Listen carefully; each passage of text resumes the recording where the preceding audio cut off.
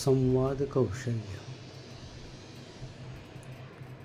दोन किंवा अनेक लोकांचा एकत्रित संवाद हा एक प्रश्न आपल्याला विचारला जातो शिष्यवृत्ती परीक्षेमध्ये. यामध्ये विशेषतः विद्यार्थ्यांना प्रसंग, स्थळ, संवाद, त्यातून बोध या गोष्टी होतात का, त्यांच्यामध्ये तेवढी आकलन शक्ती आहे का, या बाबी तपासल्या जातात. म्हणून हे संवाद देताना कोण पात्र बोलतंय, कोणाशी बोलतंय, कुठे बोलतंय, हे आपल्याला संवादावरून जाणून घ्यावं लागतं. मग ते संवाद जेव्हा आपण वाचतो तेव्हा आपल्याला समजतं की हा संवाद किती व्यक्तीमध्ये आहे, कोणाकोणामध्ये आहे.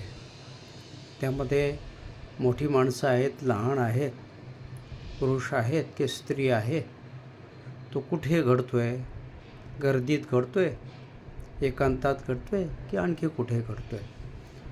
आणि याच्यावरून आपल्याला तो संवाद आणि त्या संवादावरून आपल्याला त्या प्रश्नांची उत्तरं लिहायची असतात. वास्तविक हा संवाद दिलेला आहे तसा फार सोपा असेलच असंही नाही आणि क्लिष्ट आहे असंही नाही, परंतु जाणीवपूर्वक त्यामध्ये तुम्हाला ते प्रसंग, ती पात्रे आणि ती घटना ओळखता येते किंवा नाही या बाबी पाहिल्या जातात. आपण एक काम करूया, आलेला संवाद पहिल्यांदा पटकन वाचून घेऊया, थोडीशी वाचण्याची गती वाढवूया. आपल्याला थोडंफार समजतं याच्यातून की या संवादामध्ये कोण पात्र आहेत, एकमेकाशी कशी बोलत आहेत, हा संवाद कुठे घडलेला आहे, किती व्यक्ती बोलत आहेत हे समजतं. त्यानंतर आपण काय करूया, खाली दिलेले प्रश्न वाचू. प्रश्न आणि पर्याय हे सुद्धा अतिशय गतीत वाचून घ्यावे लागणार आहे. ते वाचून झाले की आता आपण काय करूया, आपल्या कवितेकडे येऊया, संवादाकडे येऊया. संवाद पुन्हा एकदा वाचायचे, आता काळजीपूर्वक वाचायचे. आता आपल्या डोक्यामध्ये ते मगाशी वाचलेले प्रश्न आहेत. आता प्रश्नांची उत्तरं शोधत आपल्याला खाली यायचे आणि महत्त्वाचे शब्द, महत्त्वाची टिपणं, महत्त्वाच्या बाबी, महत्त्वाची स्थळं, घटना, प्रसंग कोणकोणते आहेत, हे एवढी क्रिया मनातल्या मनात पटकन करायची आहे आणि त्याच्यावरून आपल्याला ते प्रश्न, कोणत्या प्रश्नाचं उत्तर कसं आहे हे लिहायचं आहे. आता आपलं फिक्स झाले की आता आपल्याला संवाद वाचला, समजला, प्रश्न वाचले, समजले, आता उत्तरं लिहायला सुरुवात करायची. पहिला प्रश्न घ्या, 4 पर्यायापैकी योग्य पर्याय कोणता आहे, पुन्हा संवादाकडे जा. आता ही एवढी गतीमध्ये क्रिया करावी लागते आणि आता आपली खात्री झाली की या प्रश्नाचा पर्याय हा आहे बरोबर, तोच पर्याय उत्तराचा निश्चित करा, त्याला आळं करा. दुसरा प्रश्न घ्या, कदाचित ह्याचं उत्तर खाली असेल, मध्ये असेल, वर असेल, कदाचित वेगळे असू शकते, तोही पर्याय आपण अचूक लिहा, भरा.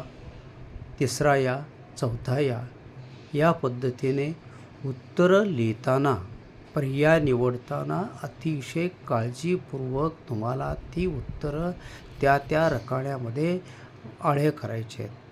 आपल्याकडून साधी जरी चूक झाली तरी आपल्याला तिथे दुरुस्ती करायला पर्याय अजिबात नसतो.